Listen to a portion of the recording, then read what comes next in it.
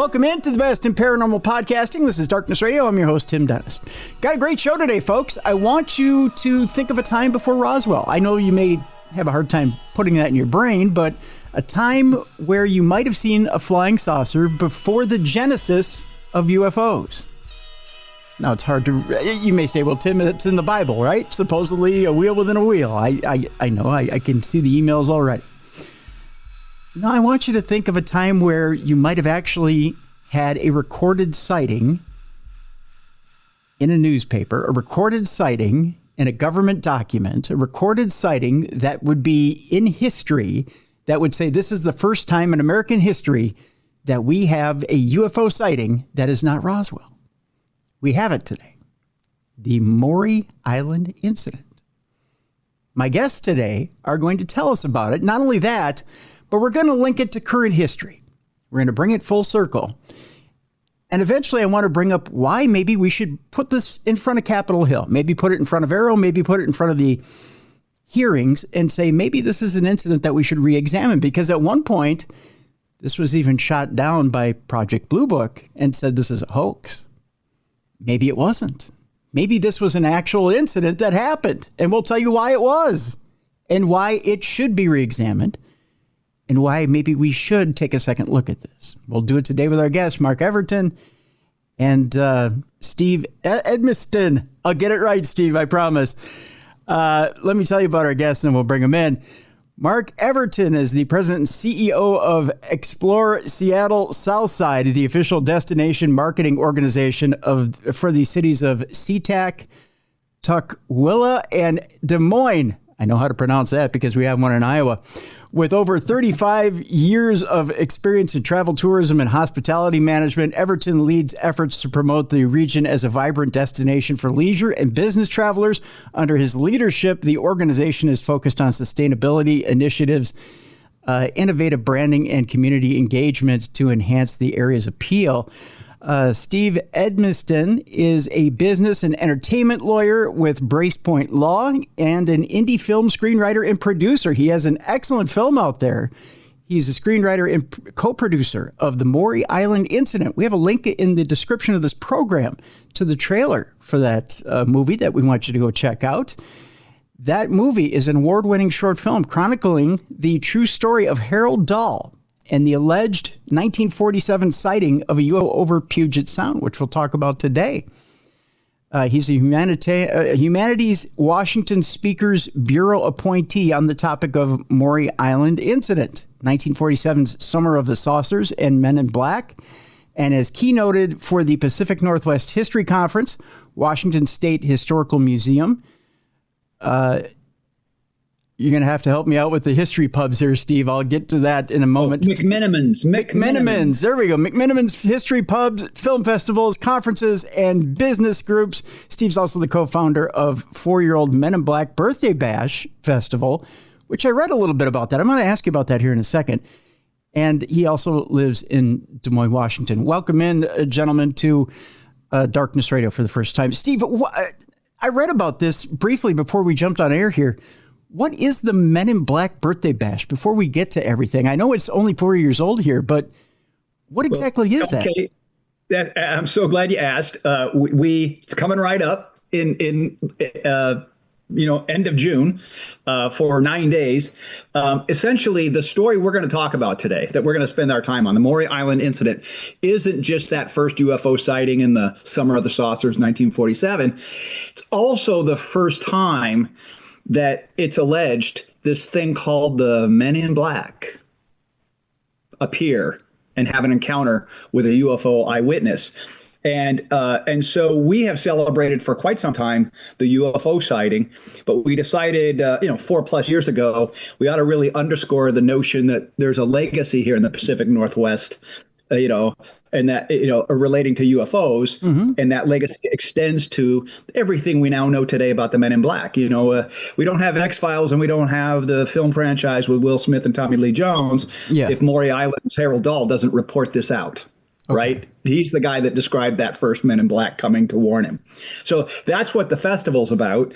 And thank you for bringing that up. That's the plug I wanted to have today, and you led with it. I really appreciate it. Sure, sure. I just, I'll tell you why I find that unusual. I don't know if you're aware of or know of L.A. Marzulli. Had him on the program recently. He doesn't say anything nice about the Men in Black. In fact, he's had negative experiences with them. I'll talk a little bit about it later in the program, but so it's funny that you're having a birthday bash with them in the title. Right. So yeah, I just, when I saw Men in Black birthday bash, I went, whoa, okay. I found it kind of ironic with a little bit of a sense of humor. I thought that was kind of cool. Yeah, well, that's probably our tagline. We should adopt that. Write that down, Mark. We're going to be ironic with a sense of humor. I think that's about perfect. Yeah. I actually have used that descriptor for you, Steve, several times when asked. I say, "Oh yeah, Steve, he's ironic, but with a sense of humor." So. Well, that's perfect. That's perfect. Well, gentlemen, I guess the best way to lead into this is to kind of talk a little bit about this incident that happened in 1947, because we always assume, well, Roswell, that's the first time we ever saw or acknowledged that we had flying saucers in America or UFOs in America. But that's not necessarily true. I think we all can say that for certain.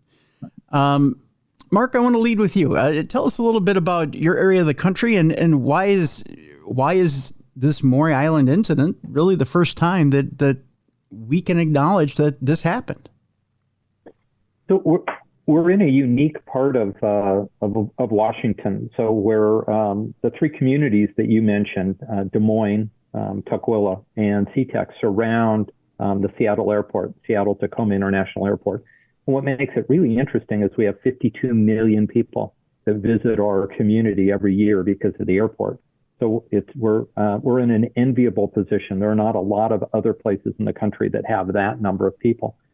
So with the Maury Island incident, which, as Steve mentioned, the anniversary of is coming up June 21st, 1947 was when the incident occurred. There is a real compelling backstory that goes with that we find is intriguing to people. So as we've got people transitioning through our community in and out of the airport, and they're looking for something to do and see, boy, this is top of the list for them to go and explore and experience this. So there's a lot of places that they can go and explore and experience it. There's a mural that we have on display. There are other artifacts around that they can go and experience. So from a tourism standpoint, oh my gosh, it's the Holy Grail. It's the greatest thing for people because, as you are well aware, there's a huge amount of interest in the paranormal and in aliens. And then when you are able to communicate to them that this was before Roswell, this was the first, and it wasn't just a bunch of lights in the sky. This went on for quite some time, and the accounts and the governmental investigation that Steve will describe in greater detail really makes it very believable, very compelling. And it's not just an urban myth that you end up with possibly some of these sightings, but it's pretty bona fide cool to have the Maury Island incident in our backyard. And now, before we actually get into the story, I want to point out, Mark, that you're not just here to document what happened. You actually can come to your area, put boots on the ground, and actually walk the trail of where all this happened. Tell people a little bit about what you represent and why you're here and who you're representing. So on our website, on that SeattleSouthside.com, the Explore Seattle Southside website, there's an opportunity for people to download a trail. It's not an app, but it works a lot like an app. And it will then provide maps and directions for people to go to various stops along a trail that we call the UFO Trail. And along that trail, they're able to get in-depth information. So the app, if you will, on their phone will now give them stories, give them documents, give them an opportunity to see and experience what some of those places. I mean, this is not like when you take a Hollywood, open bus tour to the stars' houses where they're driving past, could be anybody's house. This is actually, if you'd like to, you can go over to Maury Island and you can walk along the same beach that Harold Dahl ran his boat up on when he had to abandon being out in the Sound because of the spacecraft. And you can be in Des Moines and be able to look out onto the Sound and see where the spacecraft were and experience the mural and some of the other artifacts that are around in the community. Wow. So, I mean, you can actually follow along with the story, walk the same places, be in the same places, and maybe, just maybe, catch a glimpse of some of those same craft. Has anybody ever said to you that, I think I've seen something in the sky while I'm walking these same places? They haven't yet. We're hoping with your podcast, you will help incent them to go and explore and experience that. One of the things that we did this year is we actually did an alien invitation. We have invited them to come back, and we've done it in a couple of ways. We had a blanket made that has a barcode on it that says, please return to Seattle Southside, and we put it on some cows. As you're well aware, cows are a huge cheese and a mouse trap for aliens. And so we're hoping that as they're flying overhead, they'll be able to see our cows with the blankets on and encouraging them to come back.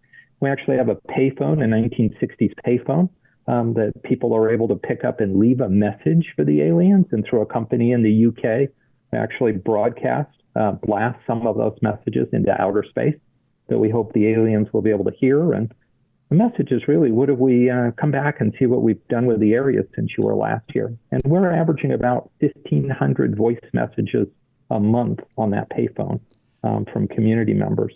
So to this point, we've got like 7,000 or 8,000 messages that people have left for the aliens. I have one not other. Not all of them positive. I have to tell you. No, there's some people out there that are not big alien fans and are more or less just telling them to stay the heck away. But there's an awful lot of them that tell them to come see the new boardwalk and to come see what they've done with the marina. There's always somebody peeing in the punch bowl, Mark. I'll tell you that. That's great. I will give you this. Tip though.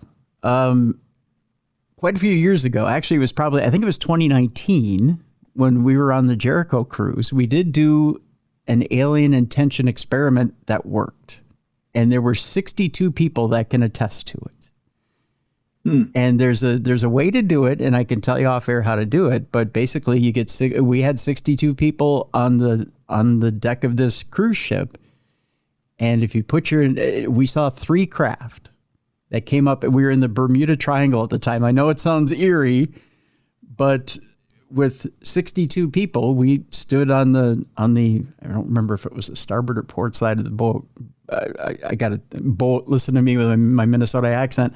But standing there, we put our intention forward, and at first we saw one light come up, over the horizon. Then eventually it was 2 lights, and these 2 lights were dancing back and forth like this. And then eventually a 3rd light came up and joined it, and then all 3 sat and hovered as we were standing there on the deck. Eventually, all 3 of them flew away. Those weren't refinery lights. We were nowhere near a refinery. We don't know what they were, but they interacted with us. They got bigger and then got smaller. As people were observing them, we all kind of looked at each other like, we don't know what we summoned, but we summoned something. Well, Seattle Southside is priming the pump for that. We're getting a lot of folks paying attention, I think. So, and having fun with it. And I really want to applaud, Mark Everton here and Explore Seattle Southside for the approach they've taken, which is, I end up at a lot of UFO conferences. We're asked to show the movie, and the standard thing that you do with a story like this is you talk about it, and maybe you write a book about it, and then you go to talk about it to sell your book about it, right? I mean, that's kind of how it works, right? Right. And for Maury Island, it's just been so much fun. It's all been experiential as opposed to, let's just put it in a book and see who buys it. So creating the UFO trail, the movie that I was able to be part of, that's been around now for, 12, 13 years that still just won't go away. Everybody loves to see the movie and experience it. There's just so many things to do by way of experience. The festivals that we've launched, the Men in Black Festival, it's just a different way to get people to engage with a great piece of history. And I come at it from that perspective, really more a historian than I guess what you'd say, a ufologist. I just can't get enough of the history of 1947 and everything going on in our country, and how this sighting played into all the other sightings, and how it relates to Ken Arnold's sighting, and how it relates to Roswell. And to me, that's all just historical, fascinating stuff. And so, Mark and his team creating all these immersive experiences that essentially people can just engage in for free. I mean, wow, it's just really a fun thing. So, if I was coming to Seattle and I was hanging out for 2 weeks and I would fill one day doing this, I mean, you can end up on Puget Sound and on a beach where a famous flying saucer sighting happened. Absolutely. Pretty cool. Absolutely. Yeah. Absolutely. Let's talk a little bit here in the next few minutes about the actual incident and how it happened before we get to break. Steve, tell me a little bit here as the filmmaker of the Maury Island Incident. Start me out from the beginning. I will. Exactly, And I always I've learned over many years now talking about this that. If you let me, I'll talk for 3 hours, and we can't do that. So we want to keep it short. And to keep it short, I'll just tell you there's 3 pieces to this story that anyone who wants to learn about it needs to know. The first piece is the sighting itself. The second piece is going to be what we call the Summer of the Saucers. Where what was happening in the summer of 1947 after the sighting, and how it just sort of transformed the nation into a UFO watching culture. The third piece is kind of the tragedy of some of those investigations, and people died in those investigations of Maury Island, the incident we're going to talk about, and how the FBI got involved. And that's why we know everything that we know. It's the FBI got involved in the investigation of tragedy. So part 1, super short. It's a UFO sighting, right? It's June 21, 1947. Harold Dahl has a boat, the North Queen. He takes his son. He picks up 2 day workers. They travel about 3 miles out of Tacoma. They're just off Maury Island. The allegation is while they're there, they see 6 flying discs, and they're hollow. They're described as hollow, shaped like donuts. One is described as kind of failing. It's lower than the others. They're about 100 feet across, and it starts ejecting material. And from the documents, we know that it's referred to at the time as slag. It's like a molten material. The slag is crashing down on the boat. It is causing damage. It burns Charles Dahl's son's arm. Harold Dahl's son, Charles, burns him on the arm. They had the family dog, Sparky, on the boat, and Sparky is struck and killed by some of the falling slag. This is what frightens them so much that they take that 80-plus foot working boat and run it ashore. That's a big boat to run ashore, to get off the water and hide in some cliffs. And it's when they're hiding that the 6 discs leave. You'll see some documentation that one of them crashed. There's nothing that suggests that's part of the story. They all leave. Harold and his son and the day workers, they can get back on the boat. They go back. They go home. That's day 1 of the Maury Island story. Day 2 is the next morning at Harold's house in Tacoma, Washington, and he gets a knock on the door, and you can guess what this man is dressed like. He is described by Harold and by Ken Arnold and others, who tell Harold's story as, man in black. Black suit, white shirt, tie, the fedora. He shows up in a black 1947 brand new Buick, and he basically tells Harold at his home, I know what happened to you on the water yesterday. We need to talk about what happened to you. Probably should go somewhere to do it. Your wife's home, your son's home. So they decide to go to a diner in Tacoma, and at that diner, the man in black proceeds to tell Harold what happened. Man in black somehow knows what happened, tells Harold what happened, and then does what we have come to learn men in black do. Gives the warning, gives the threat. And so according to the story, the man threatened Harold's family, threatened Harold, basically said bad things would happen to his business, if he talked. And so that's kind of where I say that's the part one. That's the Maury Island incident. Those 2 days. Okay. First day, the sighting. Second day, Man in Black shows up. That's part one. Okay. Then we go to part two. And do you want a question about part one? Well, I do have a question about part one, and that's this. You said that there's no evidence of the crash whatsoever, but were there any trace evidence of any of the ships that came down? I mean... Oh, yes, absolutely. The story is that lots of the slag fell. It landed on the boat, killed the dog, burned the son. And that slag was, taken into possession. They had that. And it appears on part 3 of the story again, that some of that recovered slag. But again, that was raining down on the boat. That's why they had it. Yeah. And I guess, not to get too far ahead in the story, is any of this trace evidence still around where they could do chemical compound tests on it? Well, there's kind of 2 answers. One is the general answer is not that I know about. Okay. The second answer is very specific. We had someone approach us while we were making the film, named Elmer Frombach Jr., who used to live on Vashon Maury Island, who was camping there in the 1960s, told us he knew people that lived there knew all about this story. And he found slag, hardened slag in the magnolia trees on that beach. So that's in and of itself a weird thing. That's sort of a Blair Witch Project thing, right? That's like why is there hardened molten material in the madrona trees along this particular beach? And he pried one of those off and he brought it to us. And we actually used that sample in the film. Okay. So that's our prop. That's our prop in the film. Not been tested. We don't own it. And he gave it to a small museum, and they have not yet decided to do anything with it. You know what, Steve? That doesn't surprise me.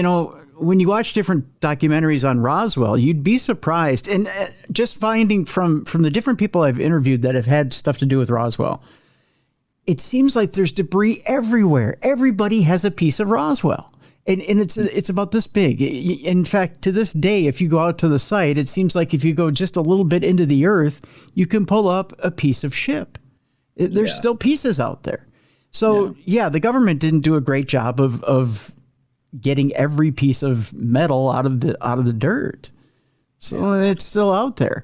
So when you say that there could be slag in the trees, it doesn't shock me. Yeah. When things crash, material goes deep. Right. Yeah. I mean, that's what we know that. We know that from part 3 of our story where the plane crashes, and we still find pieces of that. So, yeah. So fast forward. Do you want me to go to please? Part two. Take us to the Summer of the Saucers. Yes, Summer of the Saucers. So this sighting on June 21 and the Man in Black on June 22 is just 2 days before a really famous, well-known sighting at Mount Rainier. Kenneth Arnold, pilot from Idaho, sees 9 flying discs at Mount Rainier just 2 days later. Same summer, same week, same 3-day period. And it's a very famous sighting. It's very public at the time. He kind of becomes a well-known celebrity because he's so credible. He's a pilot. There's just not just nothing other than super credible. And 2 weeks later, just 2 weeks later after that, is the Roswell crash is reported out by the Army, at the Army base in Roswell, New Mexico, where they call a press conference and, explain that we had a crash of a UFO, and then 3 hours later go, oh my God, what did we do? Let's say we didn't have a crash. Right. And they recant. So that starts Roswell. But it's kind of fun to frame it out because you realize these are not in silos. And we often talk about events in silos, and we don't actually look at this context of what was happening, here on all over at this point, the United States, because these sightings essentially start what's called, and the press labeled it, the Summer of the Saucers. Thousands upon thousands of sightings across the United States and the world. And they're being reported out in newspapers, local newspapers all over the country on a daily basis. And, it's all very exciting. I'm sure a lot of people were making it up because they want to get in the newspaper. It's kind of like being on TikTok, but in 1947, right? You want to be an influencer, but it really is out there. And for me as a historian, sort of just really thinking about this as a piece of history, what's fascinating is during this summer with these UFO sightings, you had the Army, Air Force, you had the FBI, you had the newly formed CIA, all kind of vying for jurisdiction to investigate these sightings.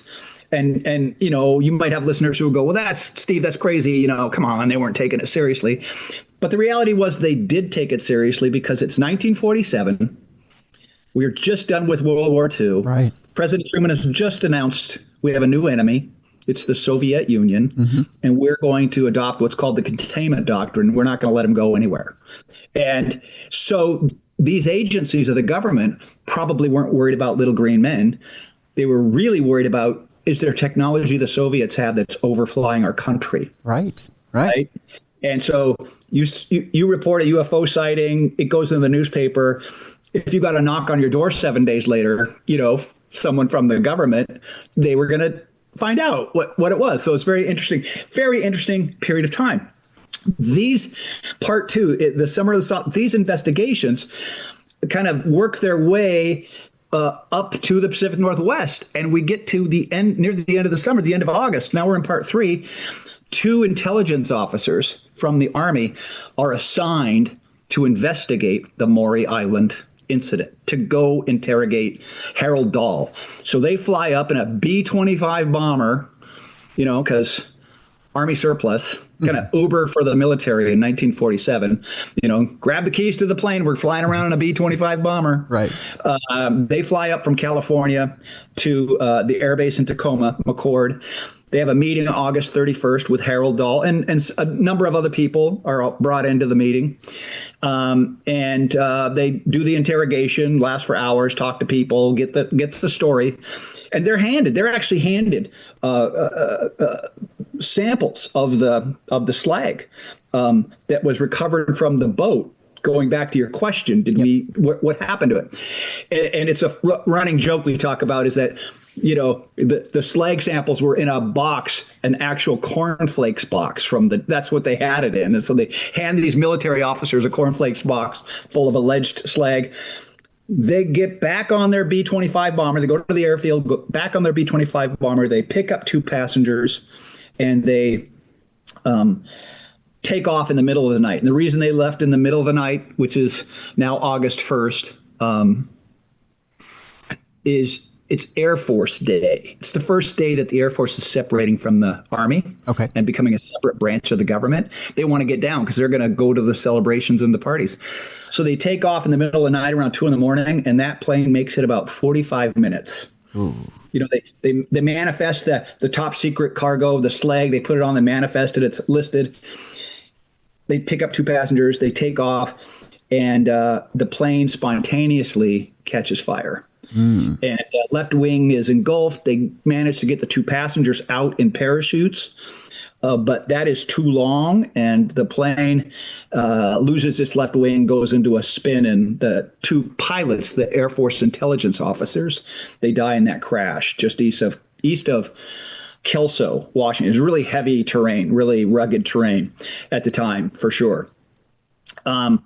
So it's tragic. Here we are investigating a UFO sighting, and now we have the deaths of 2 officers. And the Army flies down a platoon. They seal off the site. They get another intelligence officer. We know this from the Army's final mission report, to go onto the crash site for one purpose, to find, this is where conspiracy theorists can have a field day. Sure. To find what's been listed as the top secret cargo and recover it. And this intelligence officer finds it. That's documented, takes it away from the site. Once that top secret cargo, the slag, is removed, the site is then released to local law enforcement. Army just washes its hands of it. And we have no idea where that went. I wish we did. I wish we knew where that went. My joke always when I give talks is that it's next to the Ark of the Covenant, right? In that end of the Indiana Jones movie, where they hide the stuff you're not supposed to know about. Yep. So very tragic.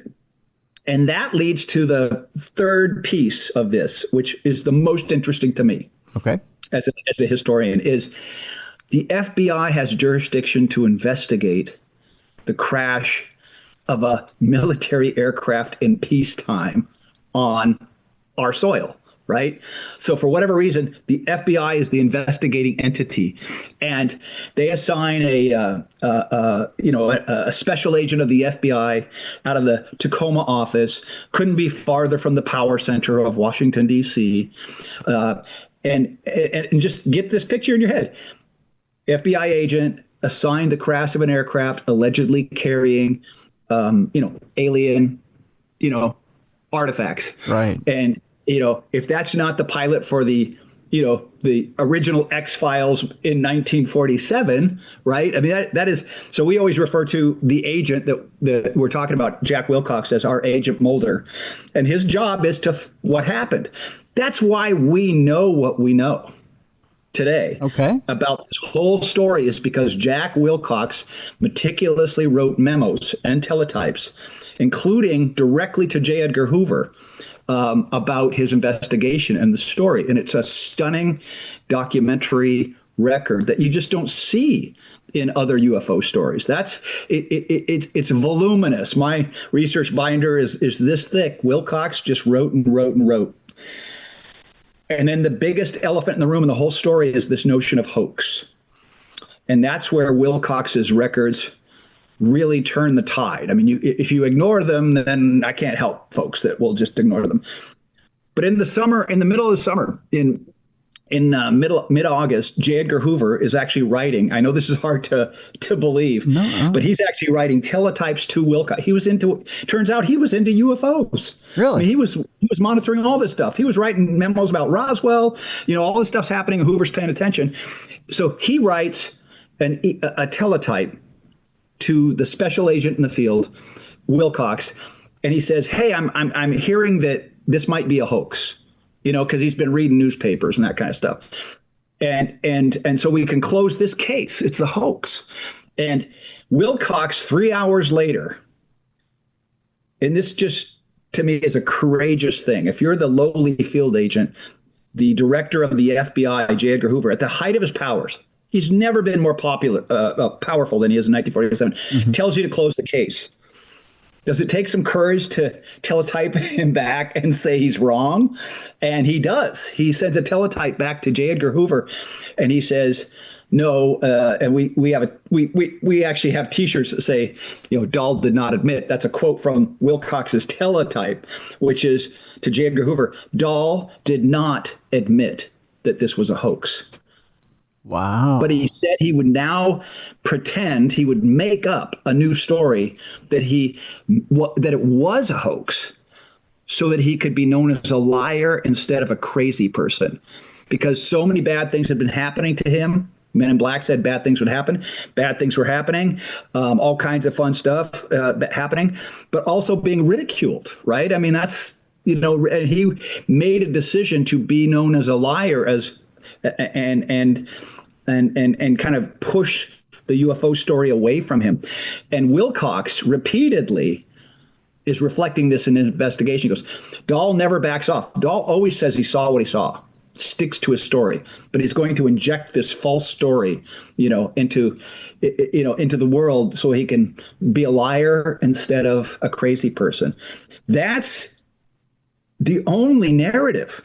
There is no counter narrative in any of these records. Why don't we know this? And the reason is they were sealed for 50 years. Nobody got to see this stuff. So Dahl's narrative is the only one we know. So when you go on Wikipedia and you go and you find out and everybody goes, "Oh, hoax, hoax, hoax," it's all premised on 50 years of a vacuum and only, Dahl's story. And that, I just think it's fascinating. And 50 years of letting it lie. All right, so here's what we'll do.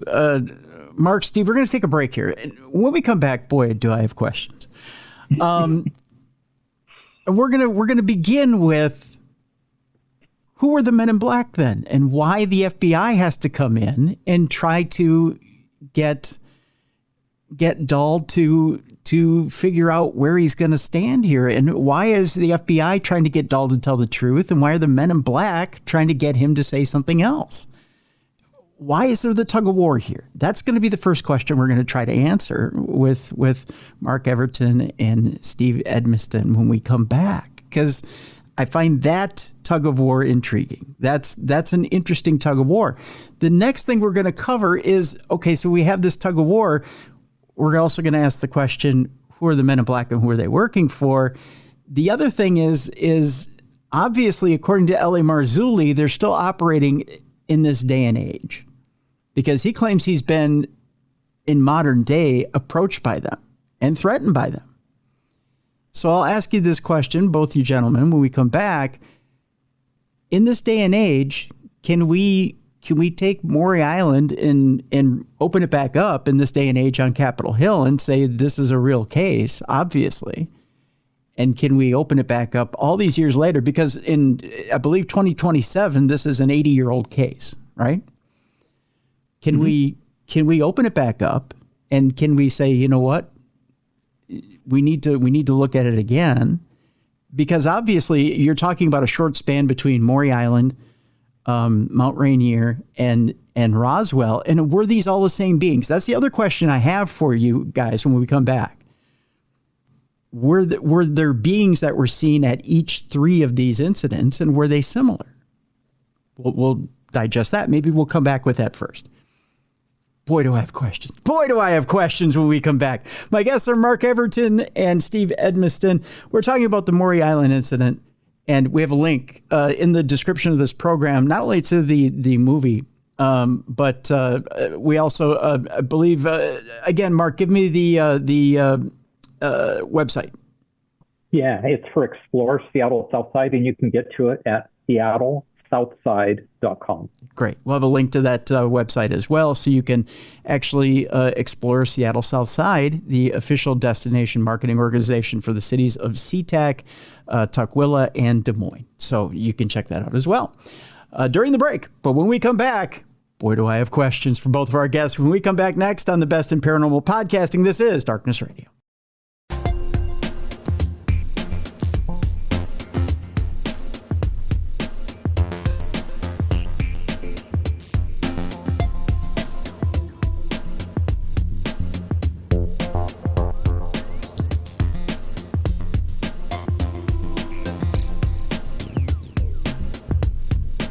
Welcome back to the Best in Paranormal Podcasting. This is Darkness Radio. I'm your host, Tim Dennis. My guests are Mark Everton. He is the president and CEO of Explore Seattle Southside. Steve Edmiston is the co-producer and screenwriter of the Maury Island Incident, and he's so much more. I'll give him more credit than absolutely that, but then that means I have to read the bio all over again, and by gosh, I've got more questions and that need answering, and we don't have time, so we're going to jump right back into it. Gentlemen, here goes. We're going to start with this one first. When it comes to the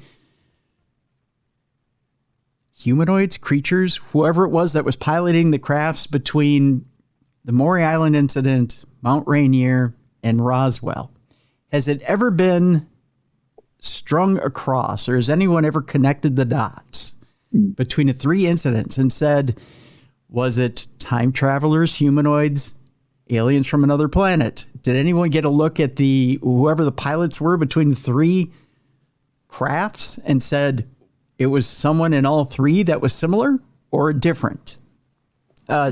Steve or Mark, who wants to field it first? You want me to take that one? Yeah. Okay. Well, I'm fairly certain, based on the incident I know a lot about, Maury Island, and then the incident I know, a fair amount about, the Mount Rainier sighting, that there was no allegation of a sighting of pilots or passengers on these craft. I think what really struck me, and I'll, if you'd like, I can dig this out and send you a link that you can post for your listeners. Sure. Is someone has created an animation. So online, there's an animation of the United States during the Summer of the Saucers. And what it shows is it's an animation that is created by putting a red dot, a pin on the map of the United States.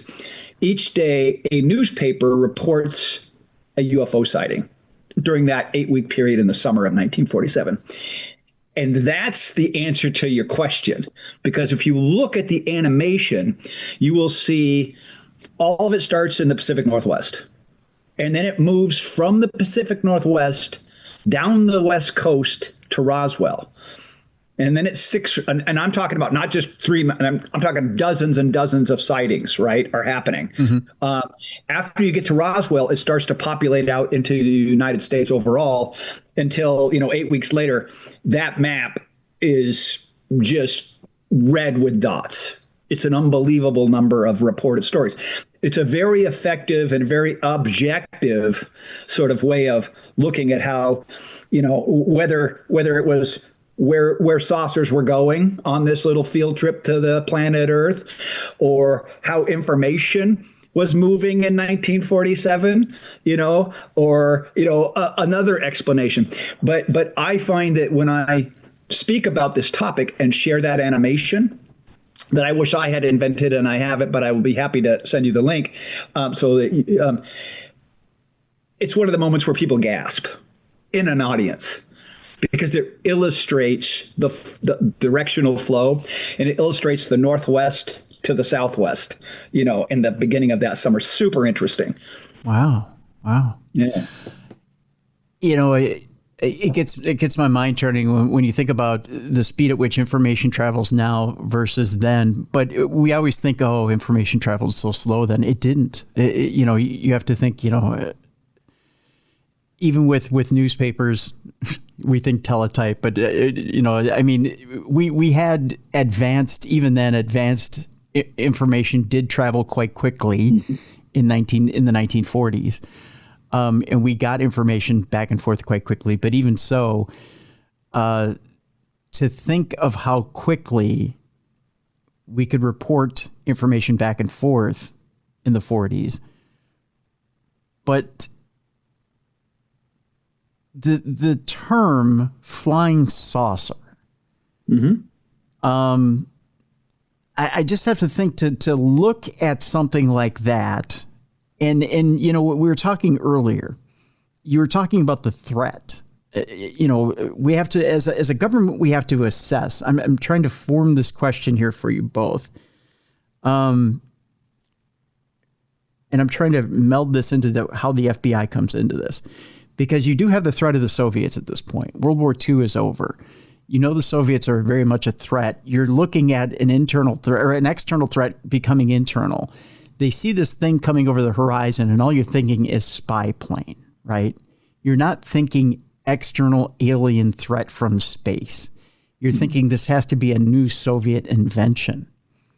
And of course, maybe possibly a nuclear threat or an atomic threat, right? I mean, because 1947, right? I think the Russians get the bomb in 48, but we know they're developing it. We don't know that they have it or not yet. Right. So you've got to be assuming that this has to be either a weapon or a plane, right? And it's now flying over our airspace. Yeah. So, of course, you're thinking defensive. So, but this is where this question is leading, and I know I'm a little discombobulated here because I'm forming these thoughts as I'm talking to you both. Why the FBI? How does this come about? Because if a plane goes down with two military men, how is it decided that the president goes, Hoover, go look at this? Why is it not the military that investigates its own? Yeah. Why, if it was a Soviet threat that may have taken a plane down, why, if it was not espionage? Why, if someone was trying to get to something that, because again, let's think, if this was a Soviet attack, or if it was a threat from outside, and you had evidence of another country that was potentially attacking you, and it had come down, why would you not investigate with the military and not the FBI is supposed to work within our borders, right? Not outside of our borders. So why are they investigating? Well, I mean, I think the FBI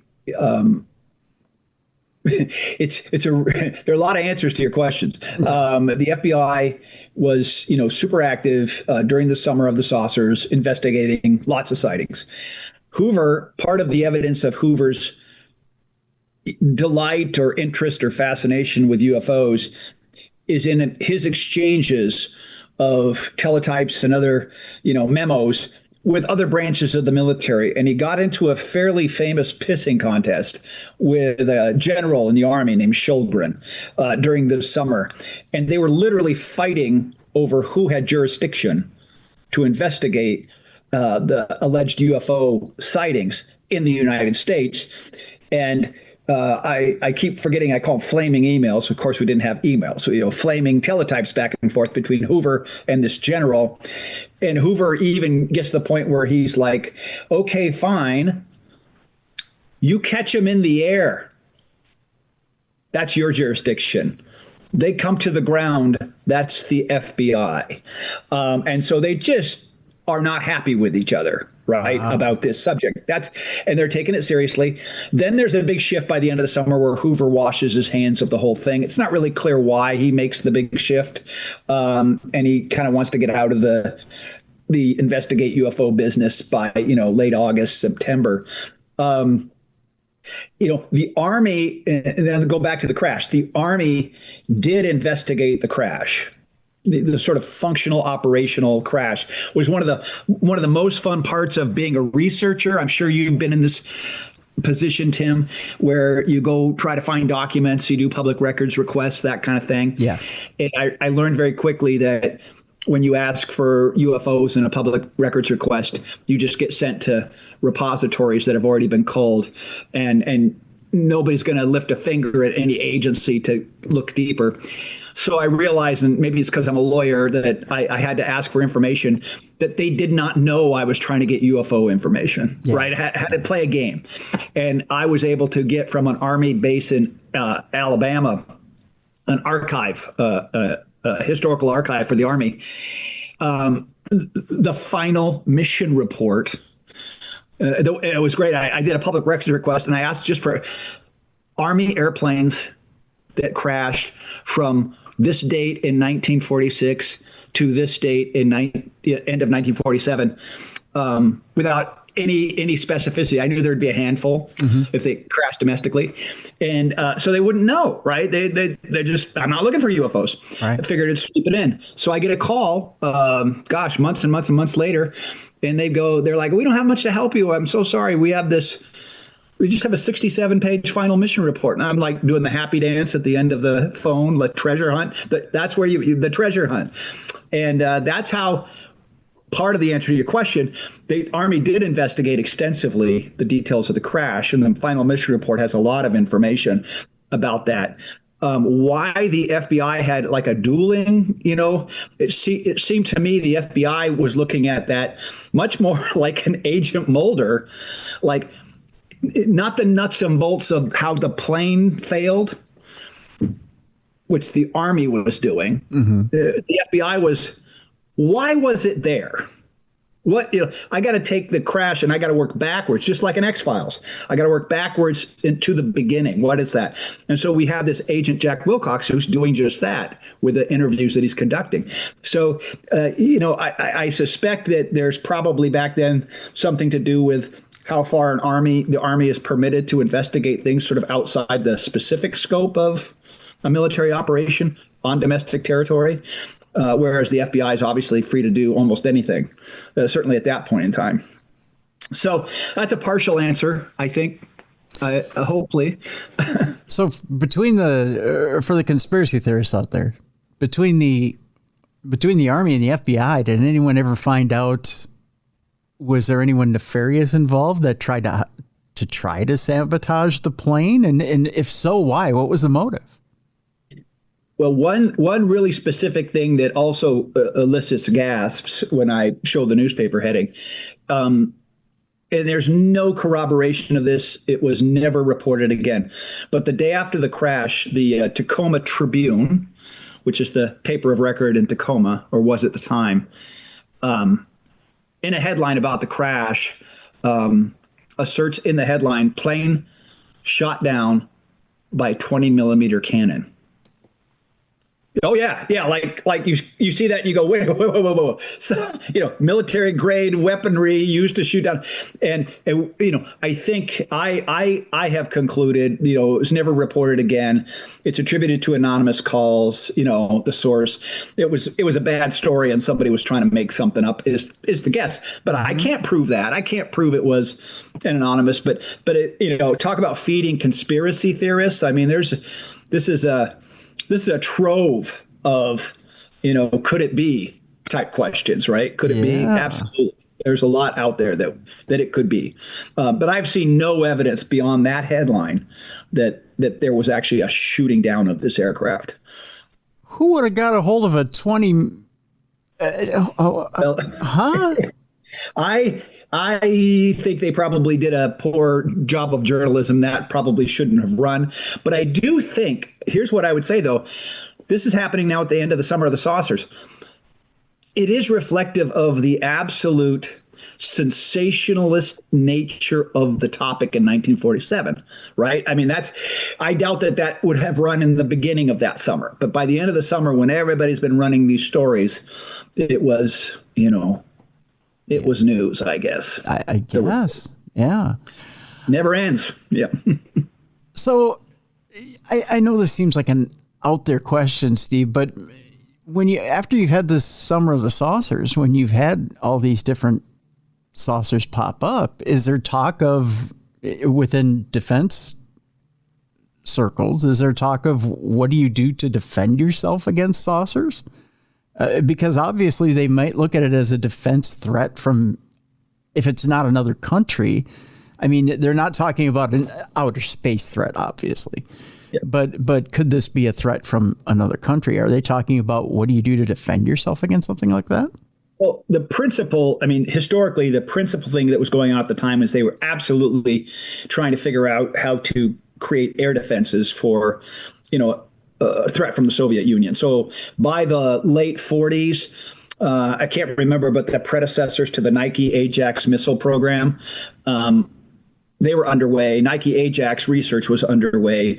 And these are the missiles that start to kind of feel like, Cold War missiles. They weren't offensive missiles. They were missiles that were being designed to shoot down overflying, high level Soviet bombers, but still pretty darn impressive, pretty darn, Cold War in their nature. So that's underway. Also, and I think to a lesser degree, so that's a major project underway.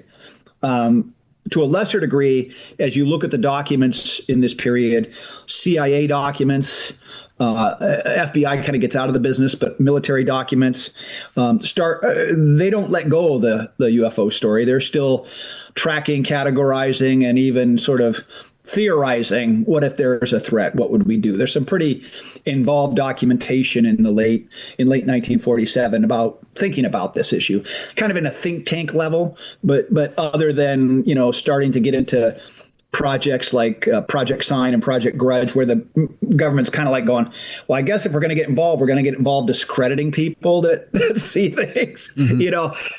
That's where most of the UFO energy appears to go. And I think that most of the actual physical work was military, and it was missiles. That's what they wanted to get online as soon as possible. I want to bring this back to what something L.A. Marzulli said on this program, which I found alarming. He said he had been cornered at a conference by one of these men in black, and when they had cornered him, they had asked him things like, is your cell phone encrypted? We know you have a daughter. Eventually, she has to step out. What kind of car do you drive? Do you know it has a computer base to it? Do you know that we can get into it? And basically was threatened with different things. Just basically, do you know that we can get to you? After hearing the different diatribe that he was threatened with, should you continue to push on and try to learn more about this phenomenon, we can make your life a living hell, which is basically the threats we've heard in the past. he had his own comeback to them, which is you can try to get me any way you want, but if I'm protected, I'm protected, right? You can try to threaten me all you want, but as he put it, I'm protected by God. If it's my day to go, it's my day to go, but do your worst, right? That was his comeback to them, which God love him. If that's his protection, that's his protection. My point is this. Was there ever a connection in there that maybe this plane was brought down by these men in black, that maybe these men in black were the ones to take down this plane because maybe these two pilots had some information that they had come across in this investigation that they shouldn't have come across? I think it's important at this point also, Steve, to talk a little bit about the two pilots, Lieutenant Brown and Captain Davidson. And not only did they interview Harold Dahl, I understand they also interviewed the private pilot who had witnessed the flying saucers on the backside of Mount Rainier. So they were carrying back information with them from two investigations that they had done. I think it's also very interesting, Tim, when you correlate the two stories between Dahl's story and description of these circular saucers that were hollow in the middle, that were about 100 feet across, with the private pilot that had then seen 9 of these saucers. And I believe his account was the first time the media had actually referred to them as flying saucers. Correct me if I'm wrong on that, Steve. The other thing that I find really interesting is a pilot and truly a longshoreman laborer who's out, making his living fishing out on the Puget Sound are probably not running in the same social circles. So there probably isn't a whole lot of communication between the pilot and between Dahl. And within a couple of days, they've got a corroborating story that is almost identical for what they're both describing. And then you add to that the complexity of having these two Army intelligence officers that fly up from Hamilton or from Travis and gather this information from both of them, which is more or less lost in this catastrophic plane crash. So I'm finding that part of the story very interesting when as a part of our whole summer of the saucer story with these two. Yeah. Go ahead. Go ahead. I was just going to add to that, and to your question, circling back a little bit to the question. I think, in terms of speculation, I mean, part of the problem I have, to be honest, is I'm a lawyer and I kind of live in that world of evidence. And so I'm always like, hey, that could be. But I am always grounded in terms of what I'm, going to get out there and say. But certainly everything you described about what these two pilots knew what objects they had collected and what investigations they had completed when they got back on that B-25 to fly back to California that night. If somebody didn't want information out there, then sure, that's kind of a speculation that it makes so much sense that it's probably a Hollywood trope, right? I mean, information that other people don't want you to know. And so somebody at some level says, well, we can't let that information go, right? So, I mean, that makes sense. I think that one of the challenges for us as kind of lovers of this story, and I think you're touching on it with your anecdote about, the sort of mean the men in black who was so threatening, is, Mark and his team and putting together the UFO Mystery Trail and the festivals that we run that are fun, fun. And we really embrace this history as a legacy, the story as a legacy. And we want people to come and experience it. Is it really reflects that there's this pop culture division in terms of how we address what happened in 1947, right?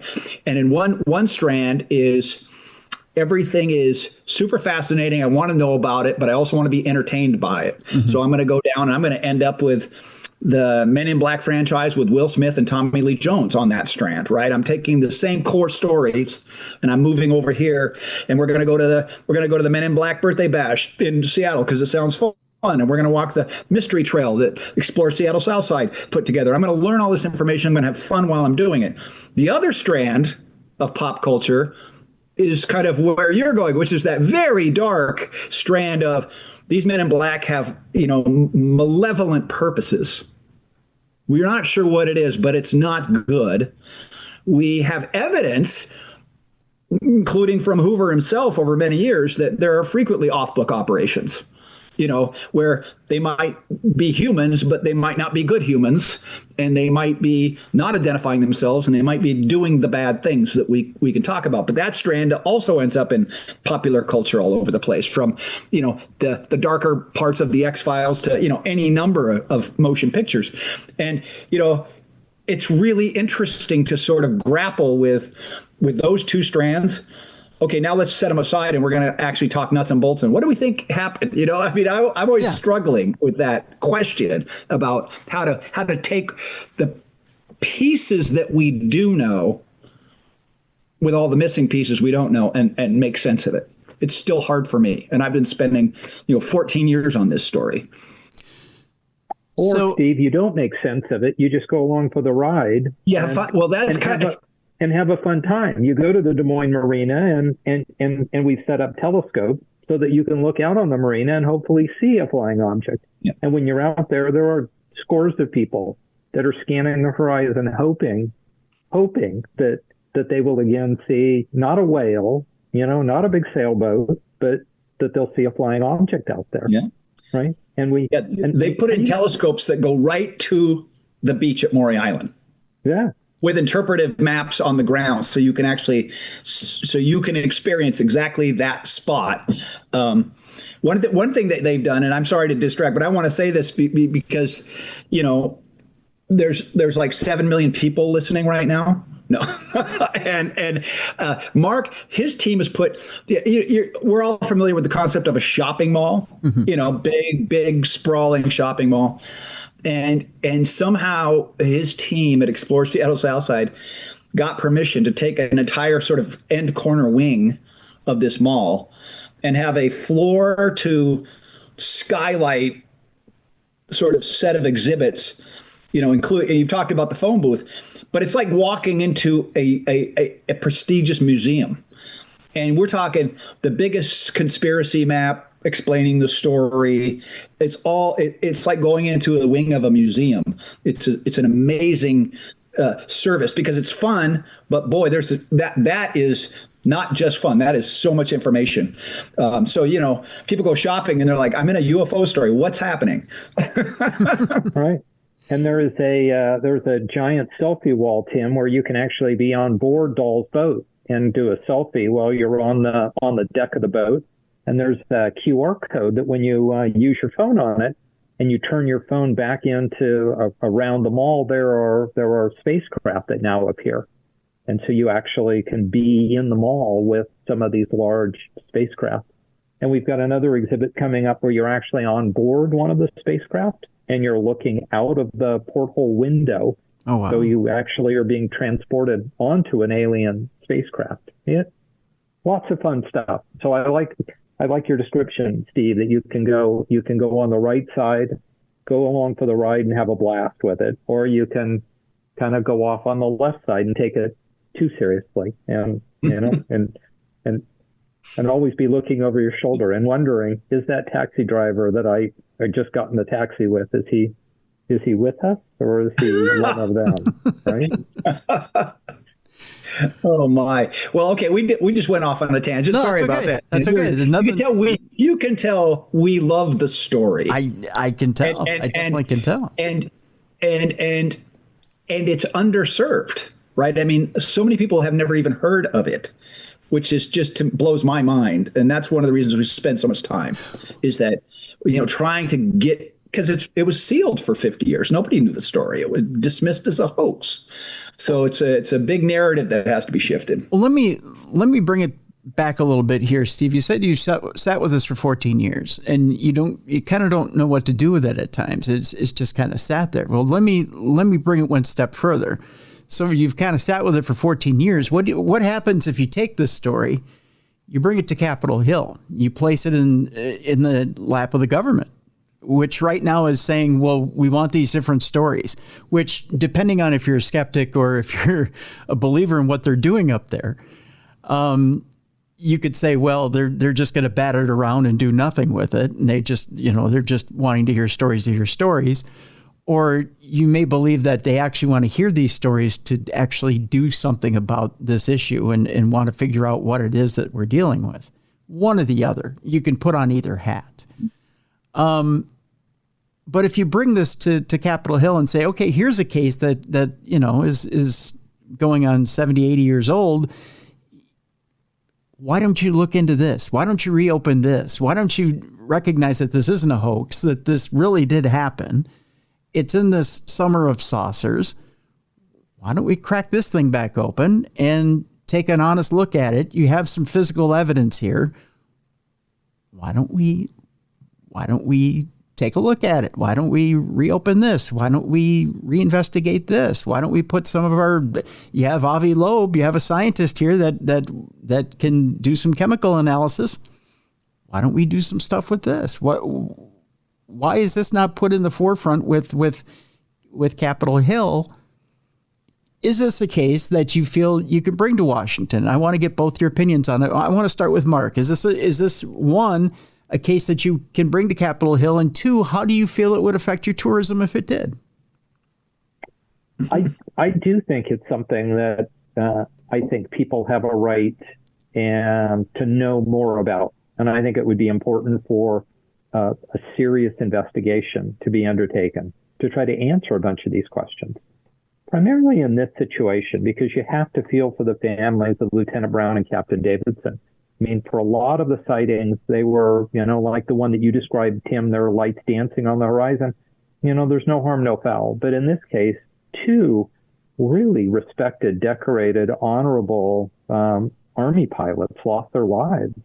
And they were doing nothing more than the job that they had been tasked with, to coming up to Tacoma and then returning back to California. So I think it deserves some answers. I think the fact that the Army has some evidence that can actually be analyzed, and we can look and determine whether the metallurgical analysis of this indicates whether this is naturally occurring on Earth or not on Earth. I think those are simple things to answer. I think there's some gray area. I'm not sure we're ever going to answer the men in black, and are they real? Are they really there? Or are they good? Or are they bad? That I think is a more difficult question. But I think we have empirical evidence, and I think the fact that these two honorable gentlemen lost their lives in doing their duty justifies there being an investigation, and that we get some answers to it. Steve, and from a tourism standpoint, yeah. Any news is good news for tourism, Tim. There you go. Steve, is this an issue we can push one step further on Capitol Hill? Yeah, I mean, I agree with Mark. I think it's a great story. It's a great piece of history. There's nothing about this and all of its red flags, all of its infamy and notoriety, because it certainly has that baggage with it. That suggests to me it shouldn't be, that onion shouldn't be peeled, right? And I wish, you can go on Amazon and see, 5,000, I don't know, 10,000, how many books on Roswell, right? How it's just, and the scholarship that has gone in that one direction versus here's another great story. How do we entice folks to want to spend that time and energy on this Pacific Northwest, history, which seems to be vibrant and real and important? That's a great goal. So it might come from sort of a Capitol Hill, trip. I was very hopeful, with all of the discussions about disclosure, and we've had the congressional hearings, and we have sort of some new iconic witnesses from the government, and that's out there. And there were also mandatory Department of Defense had and I think it was 2021, mandated that we have the an assessment that went back to 1945. So when that legislation passed, I was like, yay, we're going to go back to 1945. We're going to look at all these old sightings. We're going to reopen them and investigate, right? And of course, what happened? What happened is they published a thin report that basically looked at Project Blue Book and said, oh, yeah, we've investigated those. In other words, no new scholarship, no new investigation, even though the legislation was sort of asking for something more than that. So that was disappointing. But I think, there will be a time, I hope, that people look at the origin stories here from this era as important today. And certainly they're important. There's probably three things we can think about.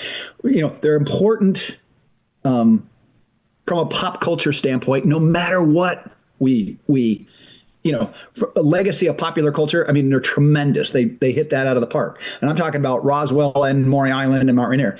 Then there's the historical, sort of like getting people interested in the history here. And then the third piece is sort of like, okay, almost like the scientific. What happened? Can we show that something happened?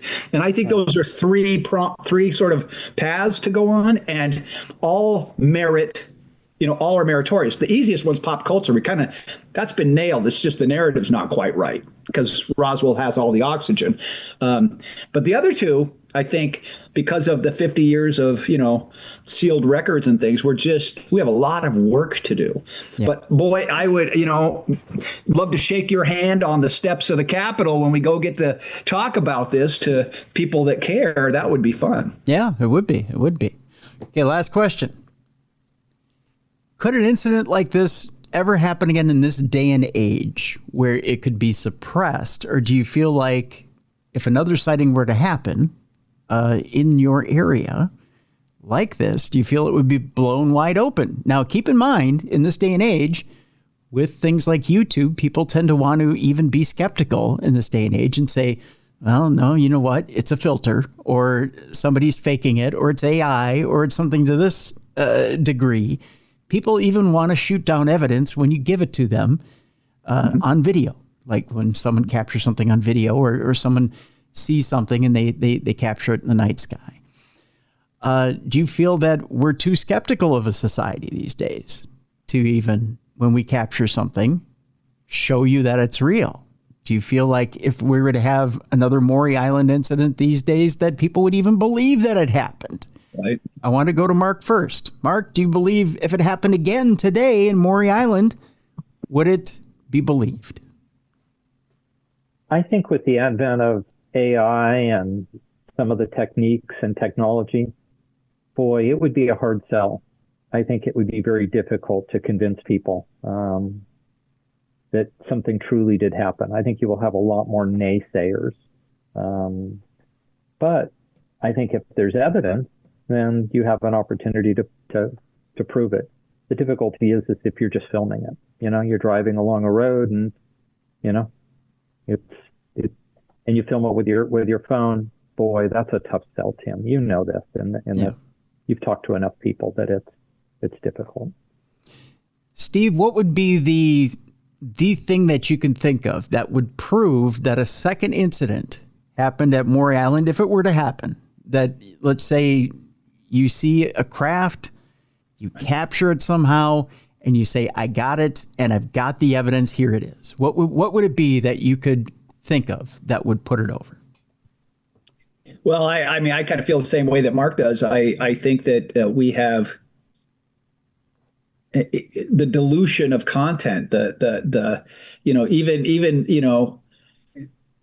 even getting people to see it, to watch it outside, the tiny bubbles that we live in, would seem difficult. And then you're going to have sort of a almost a systemic organized attack by people who just are choosing to do it, not because they have a role or it's their job or their, so you're going to have this controversy over any evidence that shows up. And unfortunately, we've had many, many instances where people have, suggested there is evidence, and then it's obviously and easily disproven. Yeah. And so, the other side is, sort of equally problematic. And there really is an industry that really wants to continually churn new stories and allegations and evidence. And I don't know that that's healthy for a robust and more scientific approach, because if I have to elevate a false narrative or a suspicious narrative or whatever, and I have to do it every week because I just have to get views, or I've got to get, then how do we pick and choose? Right? How do we? It's really so. I think there's a tremendous amount of challenge to have it really. I mean, I think I need Klaatu and Gort. If I can shake Klaatu's hand, I think I'm down. Mm-hmm. If I can climb onto maybe it's the craft itself, right? Maybe you just the physical craft lands and at some point that would have tens of thousands of people taking pictures of it. People can touch it. Whatever. Again, we'll probably start shooting at it. I mean, we've all seen that movie. Yeah, so but maybe. Isn't that the fear though, that you do have a mass landing, something like I don't know, maybe it lands in the middle of Times Square and you have tens of thousands of people out there, but then some idiot ends up opening fire on it or something. I mean. Sure. It just, I think, that's one of the biggest fears, right? That you can't trust us to behave in that situation and have a peaceful resolution, right? That is the essential theme of The Day the Earth Stood Still. And it's one of my all-time favorite motion pictures. And if anybody listening hasn't seen it, you got to go see it, because it is kind of the fundamental story of how we're going to react when the craft lands on the White House lawn, and it's not a good story, in terms of how we react, but it's taken very seriously, and it's a well-made film, so it's an enjoyable film. Yeah. But I think the message, literally, Klaatu, the alien, comes to us and says, well, first thing is, you're about to go into space and you're a warlike people. And if you do, we have to kill you. We'll annihilate you. Mm-hmm. End of story. Or you can live with us in peace. Two choices. And we literally can't pick the right door. You know what I mean? It's like we literally are unable to walk through the correct door with that simple binary choice. So it's I love the film, and then I'm not sure how I feel when I'm done watching it. Yeah. I think if I could, I think there's another aspect to this, and I don't know. I don't follow the genre enough to know if other people share my same sentiment. But in the summer of saucers in 1947, there were reported, and Steve mentioned that animation that shows the pin drops of just in the United States domestically of literally hundreds and hundreds of sightings. And so you have to imagine that if there were that many sightings, there had to be some exponential number of visits that weren't sighted, right?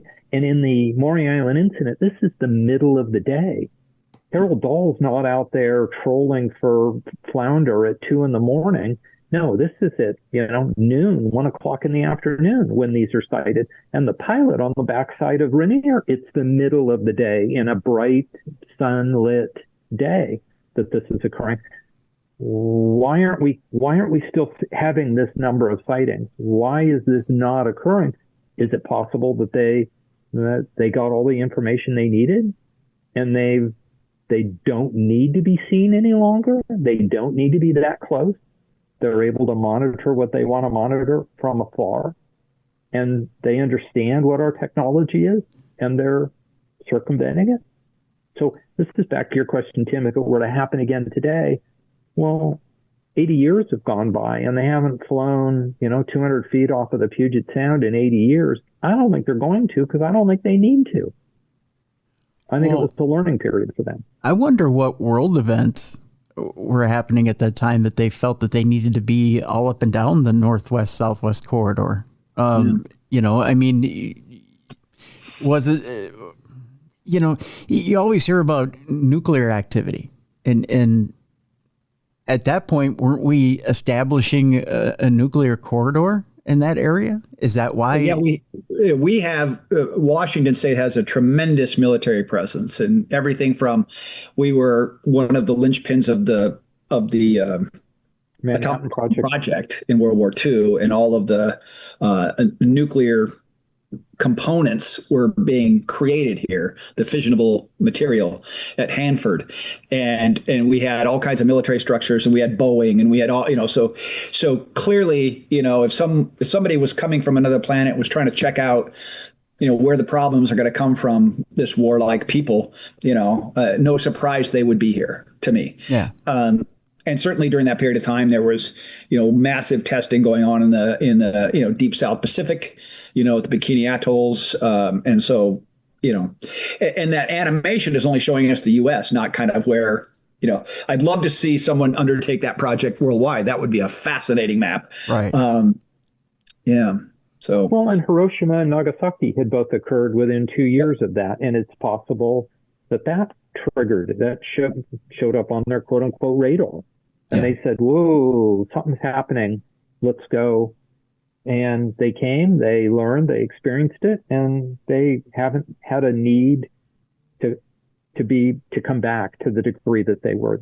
Hence why we sent out an alien invitation, why we'd like them to come back. You know, because we've done some pretty damn incredible stuff, Tim, and I think it's time for them to come back and see. Well, maybe they don't come back, Mark, because they know that we're more violent now than we were before. Maybe they don't want a taste of what we are now. That could be. You know, maybe they know that we've upped our game, and that you know, direct interaction isn't what they want. You know, sometimes you don't want to take the snake head on, because you know the snake's a little more dangerous than it was the last time you met it. It went from being a baby to an adult. I don't know. Having a pope from Chicago might change the whole dynamics. That may be it. They may want to come back. Maybe they'll come back and visit the Vatican. Yeah, you never know. Yeah, well, the Pope before wanted to baptize him. I don't know if this Pope does, or if he wants to sit him down and have an Italian beef sandwich. I have no idea. You never know. And a Bears game. You never know. So.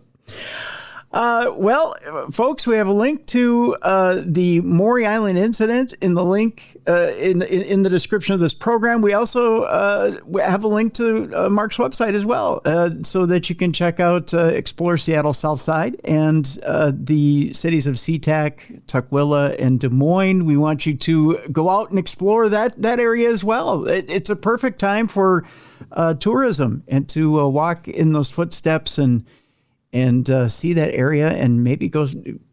You say that you know what? I always believe that there's something out there, Mark. So I think that maybe you've had visitors out there. You just maybe haven't seen them for yourself. So agreed. So I think that there's probably some visitors out there flying around. So I encourage you to go out to those cities of SeaTac, Tukwila, and Des Moines, and see for yourself this summer.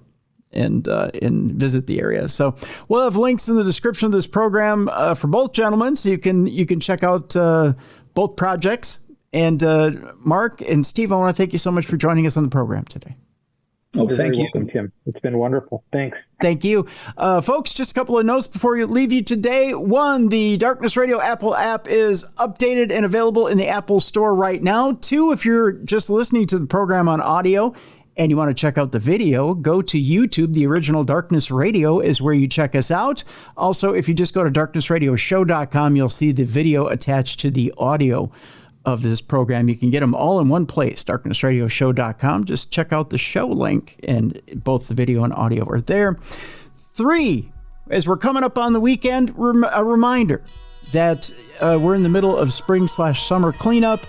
There's a disabled or any type of neighbor, a neighbor who may need your help. an elderly neighbor, a disabled neighbor that needs your help in doing chores around the house, or maybe just your help in needing anything around the house right now, maybe some grocery shopping, whatever it is. Be a light in someone's darkness this weekend. Check in on your neighbors. Go out there and do something to help and do some good in your community.